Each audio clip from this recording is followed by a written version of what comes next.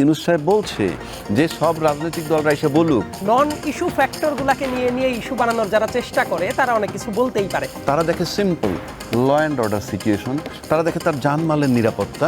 আমার মনে হয় যে এটা বলার চেয়ে আগে যদি উদাহরণ কেউ তৈরি করে।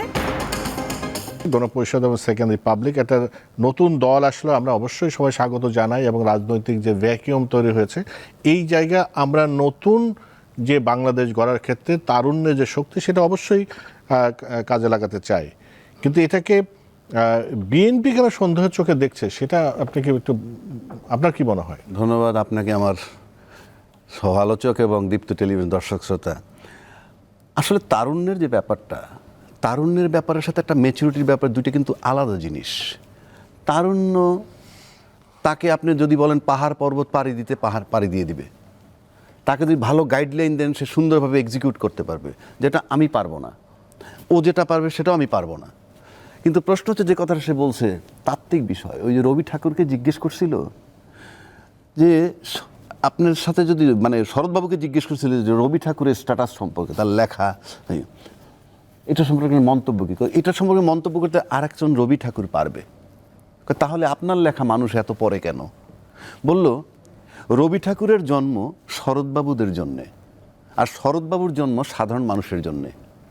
যে কথাটা সাইদ বলল যে সাধারণের কাছে বোধগম্য গ্রহণযোগ্য হতে হবে, তাদের কাছে সেকেন্ড রিপাবলিক ইস্যু কি, সংবিধান কি, কিছুই সাধারণ লোক, আমরা যে সাধারণ লোক চিন্তা করি 70% লোক ভোটার সেই লেভেলের, তাদেরকে আপনি ভোট দেবেন, তাদের সেকেন্ড রিপাবলিকই বোঝে না, গণপরিষদও তারা বোঝে না, বোঝার প্রয়োজনও তাদের নাই। তারা দেখে simple law and order situation, তারা দেখে তার জানমালের নিরাপত্তা। তারপরে ইতিমধ্যে তারা যে জিনিসটা, যেটা বললো যে 5ই আগস্ট আমাদের যেটা আন্দোলনটা ছিল শুধু একটা ফ্যাসিস্ট সরকারের রিমুভাল ওই মুহূর্তে, তারপরে কিন্তু এখানে আস্তে আস্তে আস্তে আস্তে ওই যে তাত্ত্বিক লোকগুলো শিফট করতে করতে এখানে চলে আসছে। এখন তাত্ত্বিক লড়াই শুরু হয়েছে। আজকে মনে করেন যে ওই যে আমাদের বিএনপির সালাউদ্দিন সাহেব যে এটার বিরোধিতা করছে, সেটাও সাধারণ লোকে বোঝে না। মানে অনেক গণপরিষদই বা কি, তারপরে সেকেন্ড রিপাবলিক কি, আর সে যে বিরোধিতা করেছে তাই বা কি। সুতরাং আমি বলছি যে কথাটা সে বলল, সেকেন্ড রিপাবলিক যদি তুমি করতে চাও, স্লো অ্যান্ড স্টেডি হতে পারে। তুমি তোমার ম্যানিফেস্টোর ভিতরে ঢুকাও, গঠনতন্ত্রের ভিতরে ঢুকাও, কি করবা না করবা, এটা তো চালনা করতে করতে আজকে এইখানে চলে আসলো। ইনফ্যাক্ট কতগুলো শব্দ নিয়ে আমাদের একটা লড়াই আছে।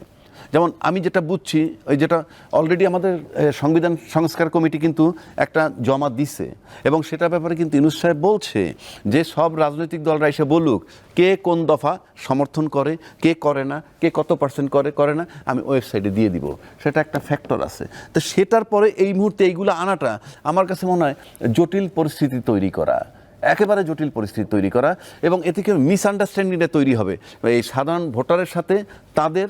এবং অন্য রাজনৈতিক দলের কথা বাদ দিলাম, রাজনৈতিক দলে যারা টপ লেভেল আছে তারা হয়তো বুঝবে কি বলতে চায়, কিন্তু আপনি যদি ভোটের রাজনীতিতে আসতে চান, ডিসেম্বরে নির্বাচন হয়, তাহলে আপনাকে সেই জায়গাটায় যাইতে হবে। আপনি যদি আপনার বাচ্চাকে হেদায়েত করেন, আপনার বাচ্চা ক্লাস 6-এ পড়ে, তাকে কিন্তু আপনি ইউনিভার্সিটি পাশ করে বাবা হয়েছেন, আপনার মেধা দিয়ে তাকে বুঝাইলে হবে না, আপনার বাচ্চাটার কাছে নেমে আসতে হবে। সুতরাং আপনাকে সাধারণের কাছে নেমে আসতে হবে। সাধারণ লোক যাতে আপনাকে ওইভাবে অ্যাকসেপ্ট করে, হই হই রই রই করে অ্যাকসেপ্ট করে, সেজন্য যেটা দেয়া দরকার সেইটা আপনার দেয়া দরকার। ঠিক এই মুহূর্তে ওই অর্থে আপনার সেকেন্ড রিপাবলিক, গণপরিষদ, এই ইস্যুটা আমার কাছে মনে হয় তাদের একটু পাশে রেখে দেওয়া উচিত বলে আমার কাছে ব্যক্তিগত প্রো পিপল, যেটা আমরা বলছি নাগরিক পার্টি, যেহেতু নাগরিকের চিন্তা ভাবনা আপনাকে আসছে, সেটাই আমরা আসতে পারছি কিনা, এরা আসতে পারছে কিনা, সেটাই আপনারা আলোচনায় এনেছেন। সাইদ আব্দুল্লাহ, আরেকটা বিষয় আপনি আলোচনায় যেটা বলেছেন যে নাগরিকের যে চিন্তা, নাগরিক যেটা বোঝে সেটা করা, কিন্তু একটা জিনিস আপনি হয়তো এগ্রি করতে পারেন, সেটা হলো যে এরা কিন্তু বলেছে যে কৃষকের সন্তান প্রধানমন্ত্রী হবে, কুমারের সন্তান প্রধানমন্ত্রী হবে। এই যে পরিবারতান্ত্রিক যে রাজনীতি, এই রাজনীতি থেকে বের হওয়ার যে আহ্বান জানিয়েছে, সেটাকে আপনি কিভাবে দেখেন? এবং স্লোগান নিয়েও একটা প্রশ্ন এসেছে যে ইনকিলাব জিন্দাবাদ, এটা নিয়ে আপনি কি চিন্তা ভাবনা আপনার? ঠিক আছে, প্রশ্নের দ্বিতীয় অংশের উত্তরটাই আমি প্রথমে করি। স্লোগান নিয়ে কেউ যারা প্রশ্ন তুলেছে, আমার কাছে মনে হয় নাই যে এইটা বিতর্ক তৈরি করার মতো কোনো ঘটনা। ইনকিলাব জিন্দাবাদ এটা নতুন কোনো স্লোগান না। এটা এই ইন্ডিয়ান সাবকন্টিনেন্টের কথা যদি বলি, বামপন্থীরা বহু আগের থেকেই এই স্লোগানটা ব্যবহার করে। যাদের একটু পড়াশোনার, ইতিহাসের দিকে পড়াশোনার জায়গাটা আছে, তারা দেখলেই বুঝতে পারবে এটা অনেক পুরাতন স্লোগান, এবং এইটার ভেতরে আমি কোনো সমস্যাও দেখি না। অনেক মানুষ আছে বিভিন্ন জায়গায় মানে নন ইস্যু ফ্যাক্টরগুলোকে নিয়ে নিয়ে ইস্যু বানানোর যারা চেষ্টা করে তারা অনেক কিছু বলতেই পারে। আমি এটাতে সমস্যা দেখি না, আমি খুব খোলামেলাভাবেই বললাম। এক একটা দলের এক একটা স্লোগান থাকতেই পারে, পাবলিক অ্যাকসেপ্টেন্স পাবে কি পাবে না সেটা পরের হিসাব, কিন্তু তাদের তো এই স্লোগান দেওয়ার তো রাইটটা তো আছে ফেয়ারলি। 2 নম্বর যেটা ব্যাপার বলি, পরিবারতন্ত্রের বাইরের যে কথাটা আসছে যে কৃষকের ছেলেও প্রধানমন্ত্রী হতে পারে, কুমারের ছেলেও প্রধানমন্ত্রী হবে, ইয়েস ফেয়ারলি, বাধা কোথায়? গণতন্ত্রের সংজ্ঞাটাই তো এইটা, সেরকমই তো কেউ যদি দেশটাই হতে আমরা চায়, চাই। তাহলে হতেই পারে। এটা তো কেউ আইন করে নিষেধ করে দেয় নাই, কিন্তু কথা আসতেই পারে। বাংলাদেশে তো পরিবারতান্ত্রিক ব্যাপারেই তো চলছে অনেকটা জায়গায়, কিন্তু এইটার ভেতরে একটা কথা আছে, পরিবারতান্ত্রিক ভাবেও যদি চলে, অনেক বড় বড় মানুষের তাদের সন্তান সন্ততি তারাও তো সেম লেভেলে যেতে পারে নাই, এমন অনেক উদাহরণ আছে না। ইনফ্যাক্ট ধরেন বাংলাদেশের যারা রাজনীতিবিদ যারা যারা ছিল খুবই খ্যাতনামা রাজনীতিবিদ, তাদের সন্তানেরা তাদের লেভেলে যেতে পারে নাই, এই রেশিওটাই কিন্তু অনেক বেশি। যেতে পেরেছে এই সংখ্যাটাই অনেক কম। কেন যাইতে পারে নাই? কারণ ঠিক আছে একটা পরিচিতি আপনাকে এনে দিতে পারে, কিন্তু সেই জায়গাটা তো আপনার নিজেরও অ্যাক্ট করতে হয়। এবং এই কথাটা শুনতে ভালো, অবশ্যই আমিও চাই যে ডেমোক্রেসির দ্বারটাতে এমনই থাকা উচিত যে যে কেউই যাতে পার্টিসিপেট করতে পারে, এবং এই জন্য যেটা হয় যে দলের ভেতরকার ডেমোক্রেসিটা থাকাটা অত্যন্ত জরুরি। মানে দলের ভেতরের যে কাউন্সিলগুলো হয় সেই জায়গায় যদি ডেমোক্রেটিক নর্মগুলো যদি থাকে, তাহলে দেখা যায় যে কেউই কিন্তু পার্টির রিপ্রেজেন্টেটিভ হতে পারে, বড় পজিশনে চলে যেতে পারে, এবং সেটা আমার কাছে মনে হয় যে হওয়াটাও উচিত। কিন্তু এই ব্যাপারটা যারা বলছে তারাও আদতে দেখা যাবে যে ওই চক্রের ভেতরে পড়ে যায় কি না, এই ব্যাপারটাও কিন্তু বুঝতে হবে। কারণ একটা নতুন দলের পক্ষে এই কথাগুলো বলাটা সহজ, কিন্তু টাইম যত আগাতে থাকবে তাদের কাউন্সিলগুলোও কিভাবে হচ্ছে এই ব্যাপারটা দেখলে তখন বোঝা যাবে। কিন্তু আমার কাছে যেটা মনে হয়, এই আইডিয়াটা যেটা, এটা চাওয়ার ভেতরে কোনো দোষ নাই, বরং ভালো।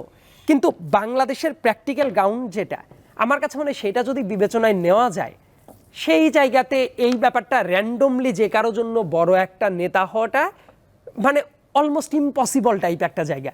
সেটা ধরেন এখন এই দলের ফেস নাহিদ আছে, তারপর ধরেন যারা যারা যারা যারা আছে, এই জায়গাতে হঠাৎ করেই যদি র্যান্ডম আর একটা ফেস মানে ঢুকে সবচেয়ে প্রভাবশালী হতে চায়, সে কি হতে পারবে?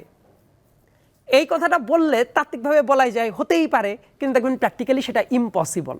সো অনেক জাতীয় কথাবার্তাই আছে, তবে আমার মনে হয় যে এই আহ্বানটা ভালো, ইতিবাচকভাবেই দেখতে চাই। কিন্তু ব্যাপারটা এটা একেবারেই যে নতুন ধারণা যে আমরা করবই, আমার মনে হয় যে এটা বলার চেয়ে আগে যদি উদাহরণ কেউ তৈরি করে, তাহলে আমরা একটা রেফারেন্স হিসেবে দেখতে পারি এই যে এটা তৈরি করছে, কিন্তু সেটা তো এখন পর্যন্ত হয় নাই।